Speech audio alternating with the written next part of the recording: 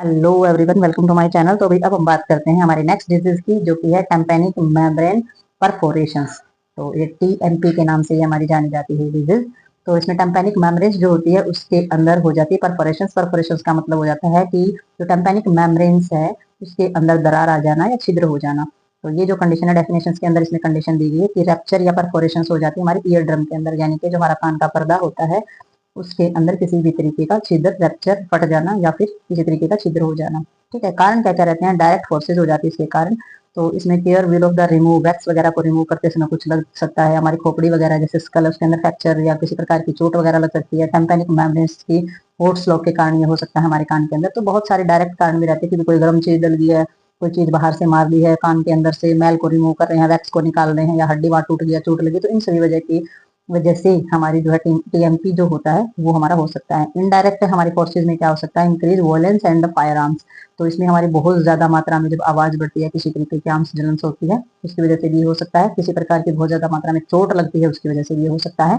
और कोई बाहर की चीज अगर हमारे कान में चली जाती है, यूजुअली पॉइंटेड ऑब्जेक्ट जो हमारे चले जाते हैं कान के अंदर बॉडी से बाहर से, तो वो हमारा कारण बनता है टेम्पैनिक मेम्ब्रेन को डैमेज करने का या परफोरेशन करने का। तो नेक्स्ट देखेंगे इसमें हम हमारे जो मिडल ईयर होता है, ईयर ड्रम्स जो होता है उसके अंदर, ईयर ड्रम्स जो होता है वो हमारा होता है मिडल ईयर के अंदर। ठीक है, तो मिडल ईयर जो होता है उसमें हमारा जो ईयर ड्रम्स होता है मिडल ईयर के अंदर, उसमें रैप्चर हो जाती है ना, जो मेम्ब्रेन रैप्चर हो जाती है इन्फेक्शन के कारण। मिडल ईयर के अंदर हमारा जो ईयर ड्रम जो रैप्चर हो जाता है, यानी कि जो कान का जो पर्दा होता है वो फट सकता है। It can cause the bacteria, viral या फंगाई। तो इन इन्फेक्शन की तीन वजह रहती है, बैक्टीरिया, वायरस और फंगस। तो आप इसमें देख सकते हैं कि किस तरीके से कान का पर्दा किस तरीके से, दो तरीके से, दो जगह से हमारा रैप्चर हो चुका है। चोट की वजह से भी हो सकता है, ईयर ड्रम से कॉजिंग पेन, और ये दर्द का कारण भी बन सकता है चोट लगने से। क्लिनिकल मैनिफेस्टेशंस के अंदर इसमें देखेंगे ओटलाजिया है। ओटलाजिया यानी कि पेन ऑफ ईयर, कान के अंदर दर्द हो सकता है, ये चेक करना है। फुलनेस हो सकती है, डिस्कम्फर्ट महसूस हो सकता है कि कान में ऐसे लगेगा जैसे हवा भरी हुई है, हमें कुछ सुनाई नहीं देता है, तो ऐसा महसूस हो सकता है, वो भी देखना है। और ब्लड टिंस, यानी कि हमारा जो डिस्चार्ज होता है ईयर से, ऐसा भी हो सकता है कि कान से थोड़ा बहुत ब्लड जैसी समस्या आ जाए, ब्लीडिंग जैसी समस्या हो सकती है। हियरिंग लॉस हो सकता है हमारा, कंडक्टिव एचएल यानी कि हियरिंग लॉस, या मिक्स्ड एचएल यानी कि मिक्स्ड हियरिंग लॉस। तो इस तरीके की समस्या भी चेक करनी है। वर्टाइगो, चक्कर वगैरह तो नहीं आ रही है। टिनिटस जो रिंगटोन्स होती है उसको भी चेक करना है। तो ये हमारे सारे के सारे क्लिनिकल मैनिफेस्टेशंस के अंदर जो है चेक किए जाएंगे। डायग्नोस्टिक एवल्यूशंस के अंदर हमारी हिस्ट्री कलेक्शन होगा, सारी की सारी हिस्ट्री ली जाएगी, कान की हिस्ट्री, यानी कि पीछे कभी चोट लगी है बच्चे को, या कान में पानी डलने की समस्या, फॉजन्स बॉडी जाने की समस्या, ऑपरेशन, पास से कोई फुंसी वगैरह हो जाना, इडिमा वगैरह हो जाना, सूजन हो जाना, इस तरीके की कोई प्रॉब्लम हो, सारी की सारी हिस्ट्री कलेक्ट की जाती है पिछली।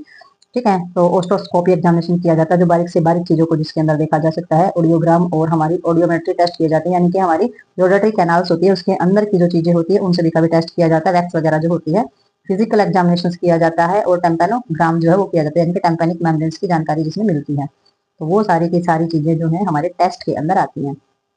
नेक्स्ट इसके अंदर आ जाती है हमारी मैनेजमेंट। तो मैनेजमेंट में हमारी आ जाती है क्या क्या प्रोवाइड कराओगे आप पेशेंट को? Antibiotic therapy to provide infection. Infection को रोकने के लिए एंटीबायोटिक जो टैबलेट है वो दी जाएंगी। और अल्कोहल और कैनाल्स जो एडल्ट्री एक्सटर्नल एंटीसेप्टिक, तो हमारी एडल्ट्री कैनाल को साफ करने के लिए अल्कोहल या फिर एंटीसेप्टिक वगैरह का इस्तेमाल किया जाएगा। और हमारे रेस्पिरेटरी इन्फेक्शन को रोकने की जो चीजें हैं वो की जाएंगी। और नेजल ब्लो, नाक का जो बहाव है उस पर ध्यान दिया जाएगा, उसे रोकना है। ईयर ड्रॉप्स जो है उसको रोकना है। और 3 से 4 वीक जो है, 3 से 4 हफ्ते जो है वो ईयर ड्रम्स को हील होने में, यानी कि सही होने में लग जाते हैं। और इसमें हमारे जो है if 3 months later perforation still asset of the myringoplasty of the indicated, तो इसने बताया कि अगर 3 महीने में के बाद भी अगर परफोरेशन जो है ठीक नहीं होती है, तो इसमें मायरेंगोप्लास्टी जो हमारी सर्जरी होती है वो इसके अंदर की जाती है 3 महीने के बाद। ठीक है, तो नेक्स्ट हमारा सर्जिकल मैनेजमेंट इसमें आ जाती है। सर्जरी में क्या आ जाएगा? इसमें टेम्पेनोप्लास्टी होती है। टेम्पेनोप्लास्टी में क्या हो जाता है? सर्जिकल करेक्शन की जाती है। और इसमें perforate ear drums and the performed under local anaesthesia and the incisions may be the made behind the ear and the इंटरलिक thought of the ear canal depending on the location and the size of the TMP. तो इसमें जो surgery हमारी की जाती है, इसमें जो हमारा ईयर ड्रम्स के अंदर जो चीजें हैं उनको करेक्ट करने के लिए सर्जरी हमारी की जाती है। और ये परफॉर्म जो की जाएगी इसमें लोकल एनेस्थीसिया जो यानी कि बेहोशी की जो हमारी जो नॉर्मल प्रक्रिया है वो इसमें की जाती है। और इसमें चीरा लगाया जाता है बिहाइंड, कान के पीछे या कान के अंदर की जो जगह होती है वहां पर, कैनाल्स के अंदर। और वो डिपेंड करता है, लोकेशन डिपेंड करती है हमारे टीएमपी यानी कि टेम्पेनिक मेम्ब्रेन परफोरेशन का कितना साइज है, कौन सी लोकेशन है, उसके ऊपर ये डिपेंड करता है हमारी पूरी की पूरी सर्जरी। यानी कि टेम्पेनोप्लास्टी जो है वो टीएमपी के साइज और लोकेशन पर डिपेंड करता है कि भाई कितना फटा हुआ है, कितना होल है, और उसको किस तरीके से हम ठीक करेंगे।